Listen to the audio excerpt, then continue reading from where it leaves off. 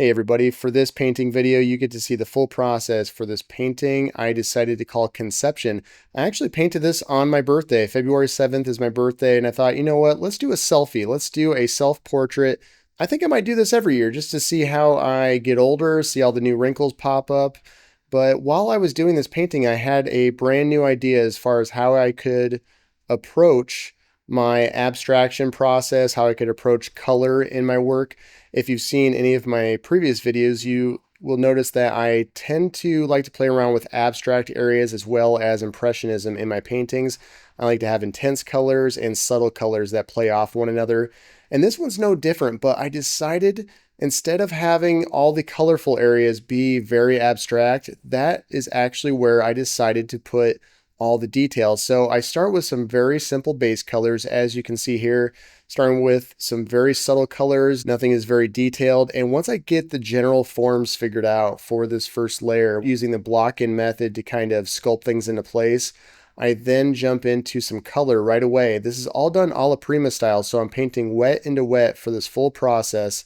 And once I decide to shift gears into full color, that's when I start to add a bunch of details. So as you're going to see later in this video, when I start using color, I decide to really use that area for where the details are going to be. So the nose, especially the eye, is where I decide to put a lot of that detail, and I do it all within the boundaries of the intense color. So that's kind of reverse of what I usually do. Usually I use the subtle colors for my area to have the detail, and then I play around with mainly abstraction and expressionism in the intense colors. So a little bit of a flip. You'll notice that if you look at any of my previous videos, or if you've watched my previous videos, you'll see that there's a bit of a difference in how I approach this one. I'm actually very excited about this new idea I had. It's not a huge change in my work, but the fact that I can create this painting alla prima style, not having to wait for it to dry, I can just paint right on top of it and just keep painting the way I would normally want to paint if I didn't use any intense color. I think this is a really fun direction. I think there's some really interesting things I could do with this idea, this new concept of mine. I don't know where it's going to go. Maybe it will lead to nowhere, but I think it's going to be a lot of fun. This video will be on Patreon, so if you do want to see the full process, I haven't uploaded it yet. It'll be up in a few days, but it's about a 3-hour painting process. You get to see the full process with voiceover. I explain every move I make. And it is a little bit of fumbling around. These colors are not the most forgiving to get right, so it took a little bit to get the colors fine-tuned, but I do find a balance with these colors eventually, and it does work out. I'm pretty happy with this little selfie, this little self-portrait that I did. And if you do want to learn a little bit more about my process, I have a bunch of portrait painting tutorials and exercises and art downloads over on my Patreon account, so you can check all that out if you'd like. Now, some additional background on this painting. I am actually painting this just on a piece of paper. So this is a piece of paper with some gesso on the surface.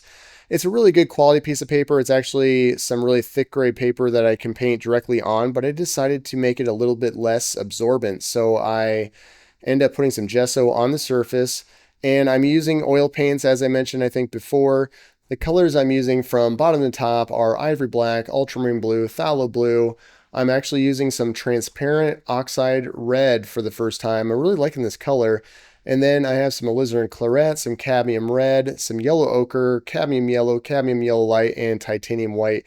As far as medium, I am using 4 parts odorless mineral spirits to 2 parts stand oil, and I have a little bit of linseed oil as well in one of those other cups on the top to just kind of clean my brush as I go. The drawing process that I'm using for this painting is my usual block-in method. So I start with the overall shapes and just kind of work my way down until I get just the right amount of detail that I want for the background colors. And then I start working on fine-tuning that once I jump into the more colorful parts of this painting. So a pretty typical process. I call it kind of the sculptural method or the shape-based drawing method, where you just kind of look at the individual big shapes and the other smaller shapes that are within those bigger shapes, and you just keep doing that until you get down to the smaller and smaller details to get everything in the right place.